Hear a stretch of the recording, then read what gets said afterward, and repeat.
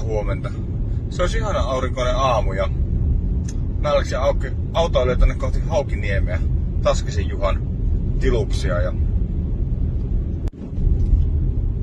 Sääksiliveähän me ollaan menossa asentamaan tonne Saimaalle ja Sääksilive on ollut Suomen suosituin livestriimi jo monta vuotta. Olisiko ollut yli 4 miljoonaa katselukertaa viime vuonna?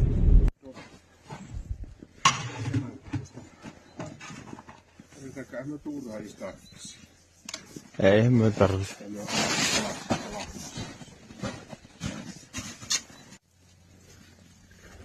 Semmonen kuorma siitä sitten tuli.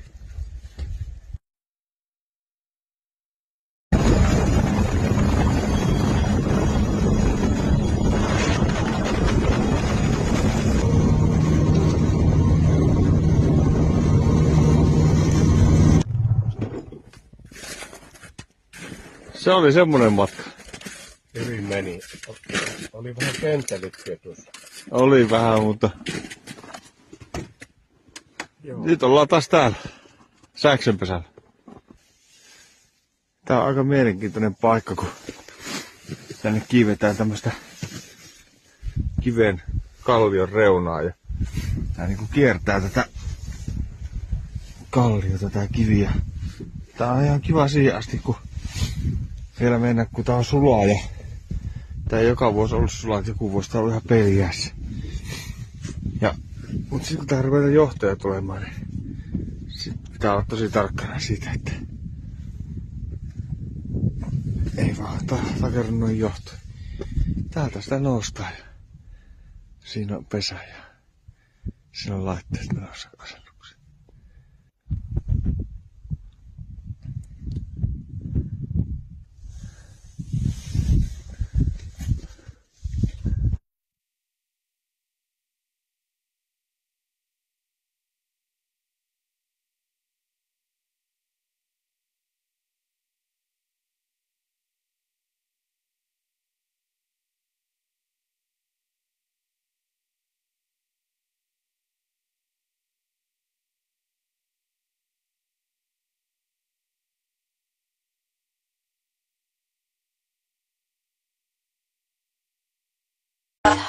Let's do it again.